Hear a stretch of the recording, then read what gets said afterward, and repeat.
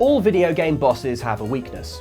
Perhaps it's a huge glowing spot you need to hit, or a particular attack that can be deflected for a huge game-changing stun. Or, more rarely, it's what this list is about. When a boss in a video game's main, sometimes only, weakness is that they absolutely cannot help but stop fighting to laugh at you. An impulse that, incredibly, loses them the whole shooting match. Here are 7 bosses that would probably be unkillable if they could just stop finding the whole concept of you so friggin' hilarious. Beware spoilers for the following games.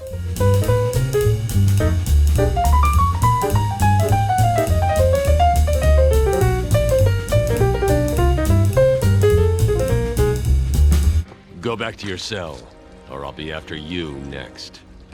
And I'll be waiting.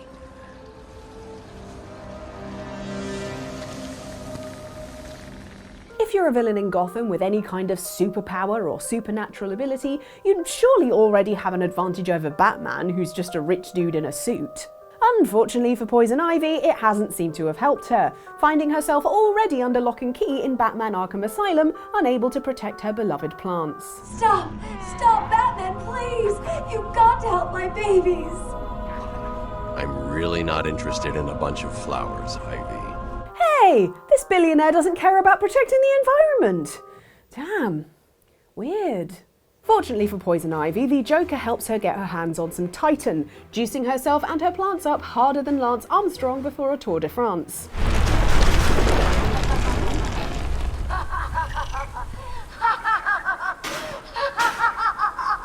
So when Batman finally gets to her, Poison Ivy and her botanical babies are able to form a symbiotic creature, with the plant forming a special protective shell which encases Ivy, making her completely invulnerable to attack.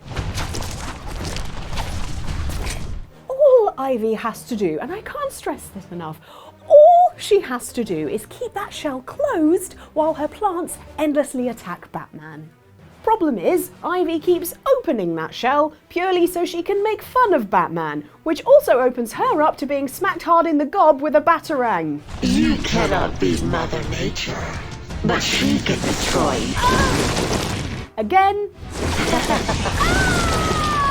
And again. Oh, Ivy, you need to put up your protective shell right after you viciously mock your enemies.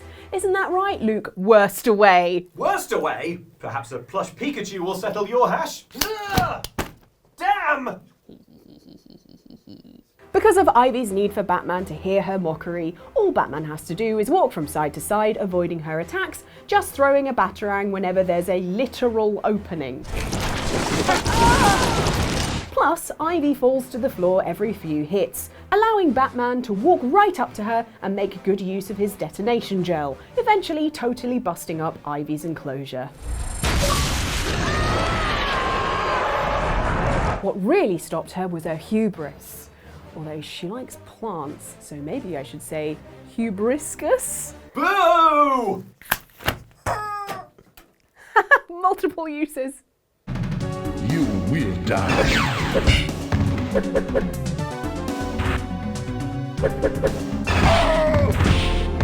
Bow to me. The Mortal Kombat games are all about sussing out an opponent's weakness and taking advantage. For example, is the person you're fighting weak to being eaten alive by a cat?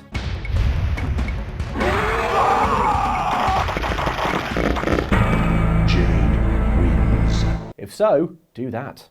As you progress through the story mode of a Mortal Kombat game, however, for instance Mortal Kombat 2, you'll face increasingly difficult bouts against expert fighters, ones who aren't necessarily vulnerable to your own expert fighting techniques like spamming Sub-Zero's Ice Blast and Uppercut over and over.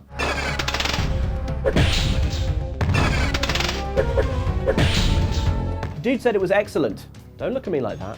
Increasingly though, enemies will reveal almost no weak spots, becoming whirling combo tornadoes that leave almost no openings into which you might sneak an attack. And at the very apex of this roster of fighters is final boss Shao Kahn, who is indeed very, very good at killing you quickly with the various Mortal Kombats at his disposal. Shao Kahn might in fact be nigh on unbeatable if he didn't hand you a huge advantage in the form of finding your efforts absolutely risible. Because hilariously, Shao Kahn will frequently interrupt his savage beatdowns to drop his guard and point and laugh at you. Is that your bet? And if you do that, Shao Kahn, you are in fact going to get ice blasted, then uppercut. I'm sorry, it's just the way it goes. You will die. Shao Kahn's habit of stopping the fight to mock you and then getting punched as a result gives you a vital foothold in this otherwise very difficult fight.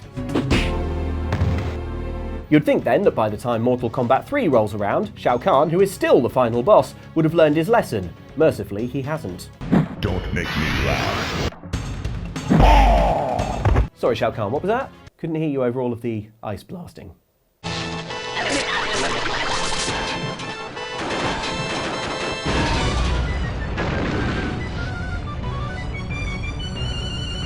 Armadillos are adorable. They have their own protective shells, and in Spanish, their name means little armoured ones. Aww. But the first boss in Donkey Kong 64, Dillo, didn't get the message, being a honking great beast far bigger than actual gorilla Donkey Kong and far from cute. While armadillos have a leathery shell, this one has a metal shell and cannons with which to shoot fireballs at you. Natural selection is a mysterious process. Being but a normal gorilla against this tank of a boss, one might think, oh no, my little ape hands won't make a dent in this. But have no fear, this armadillo really has one weakness. If you were about to say he opens up the shell to laugh at Donkey Kong for no reason, well done, you've been paying attention. Yes, this metal-plated mammal can't help but stop, lift up his little shell and laugh at the insurmountable predicament Donkey Kong finds himself in, thus rendering it entirely surmountable as DK chucks exploding barrels right at Armadillo's stupid giggling face.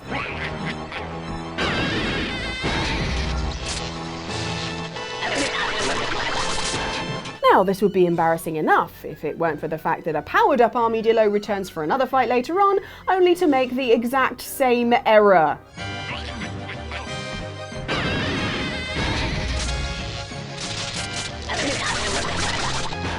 Although you do have to hit him 4 times instead of 3, so I suppose that's something.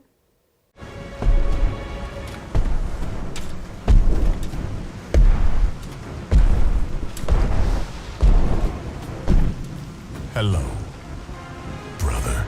This is not between us, Hercules. Family trees in God of War are a little tricky to keep track of. Why? Because the series is based in Greek mythology and features all the complicated lineages and sibling rivalries that are the trademark of the gods of Olympus. Zeus has no favorites. Kratos, son of Zeus, is dropped into this pantheon of gods and demigods, which makes him a half-brother to none other than Hercules, he of the 12 Labours, who appears in God of War 3 when he's sent out to fight Kratos as the champion of Hera, who is Zeus's wife and also Zeus's sister. As I say, complicated. The boss battle against Hercules takes place in a coliseum of sorts, with a sloshed Hera admiring the fight from on high. Hercules has many skeletal soldiers to assist him, but once those are cleared out, Kratos and Hercules fight one-on-one. And as well as hitting massively hard with his gauntlets, Hercules can block a lot of Kratos' attacks.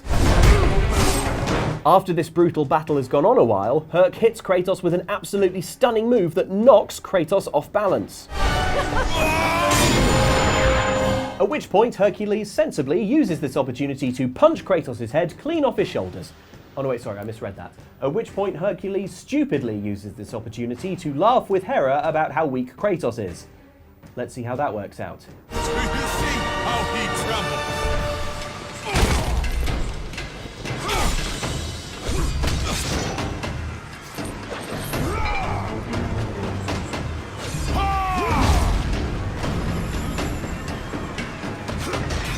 It worked out poorly. Once Kratos has Hercules' fist armaments, the tide of battle turns, in a way that surely has Hercules wishing he hadn't stopped the fight to turn his back and laugh, and probably also wishing that this wasn't happening to his face. Wouldn't want to be his dentist. Now that's a Herculean labour.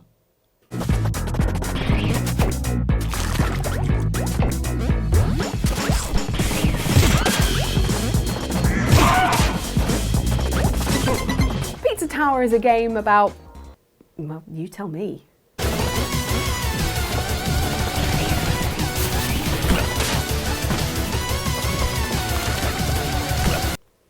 The words just aren't coming to me.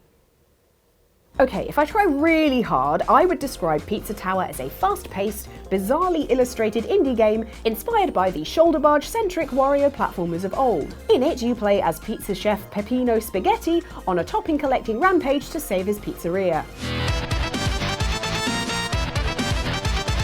One interesting thing about these explorable levels is that Peppino can't be hurt. The only thing that takes damage is his score. But that is very much not true in the game's occasional boss battles, in which Peppino can take physical damage, even as you, the player, suffer psychic damage from the boss artwork. I suppose I didn't enjoy sleeping that much anyway. These boss battles are tough, and that's very much true of the fight against Pizza Tower's third boss, a weird mustachioed gremlin known as the Noise. The Noise will fire out strings of randomized attacks that will have you leaping and dodging for all you're worth to avoid them. He's a fast, furious, and unpredictable boss who can't be damaged at all during the fight. Except when he finishes one of his combos and stops to, wave his arse at you? The Noise doesn't give off the vibes of being someone you could reason with, which is just as well, because if he was, someone might tell him that he would be literally impossible to kill if only he could curb his habit of finishing every attack by flipping you the bird for a few seconds. As it is, beating the cartoonish The Noise just requires waiting for him to deride you in one of these ways, then hitting him hard. Keep this up until the end of the fight, when he's dragged off screen by his girlfriend Noisette before he can murder Peppino with a minigun. Which, to be fair, would have changed the vibe. Here it comes. Oh! I've got the disco fever. Can you feel the rhythm?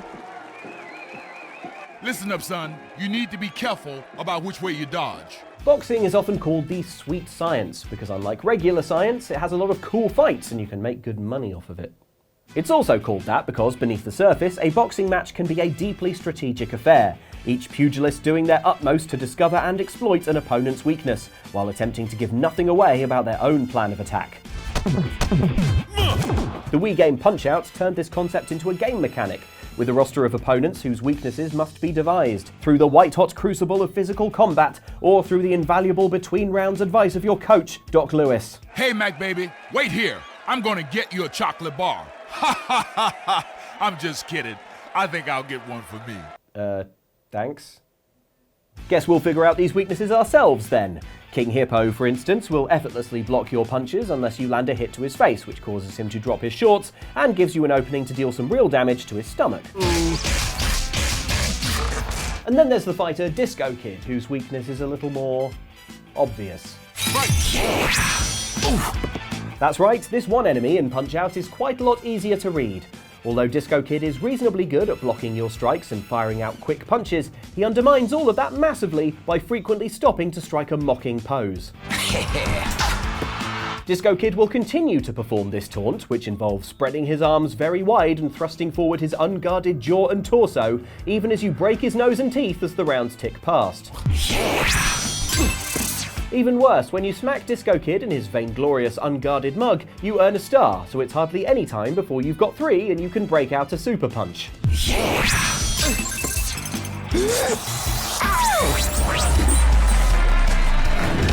Well, that's Disco Kid taken care of, and we did it all without Doc Lewis. Maybe focus more on the boxing and less on the chocolate bars. Hey, Doc? Shit. No! Now you done it. You won't like Doc when he's angry. Ah! Well, we're dead.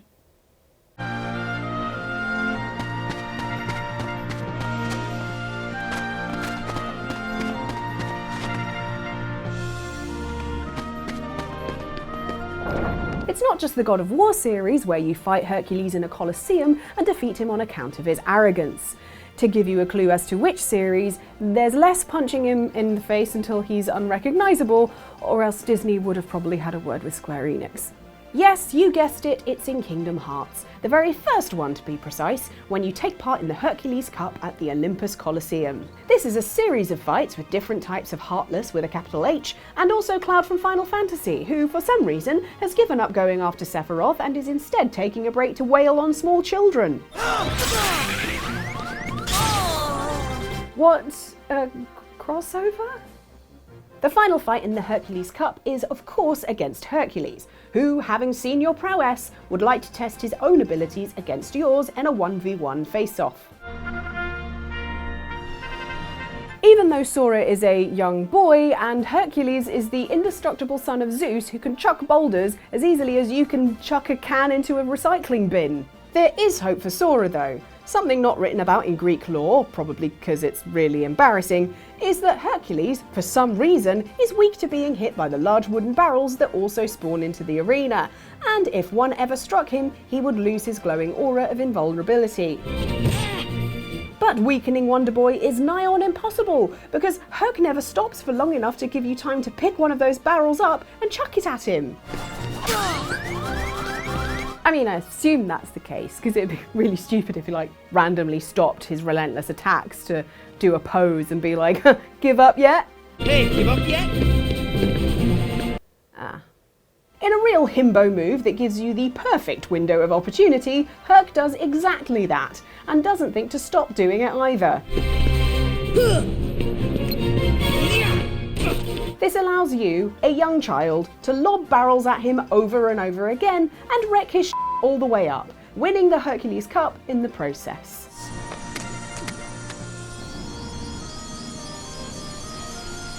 Let's hope Herc learns a valuable lesson from this. Wow! And I didn't even hold back! Never mind. Come again? So those are some of the bosses in video games who would have been much tougher fights, but boy, they just find us so damn funny.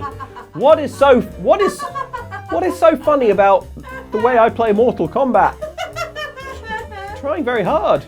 Have you ever done a fatality? Don't lie. I know you haven't. No one has. No one ever. Okay, well Ellen did, but no one else. Once. Ellen did one once. I really did it once. Can you think of any other examples? If so, let us know in the comments. And hey, if you want to go the optional extra mile in supporting the videos that we make, then why not head to patreon.com/oxclub, where you can join our Patreon and get access to our members-only Discord, where we do a lot of fun chatter, live stream hangouts, stuff like that, talk about what we're playing. It's a good time. All right, and there's some other videos here as well. If you want to watch them, maybe you do. Algorithmically, seems likely. You think you're smarter than the algorithm? Got news for you, pal. None of us are.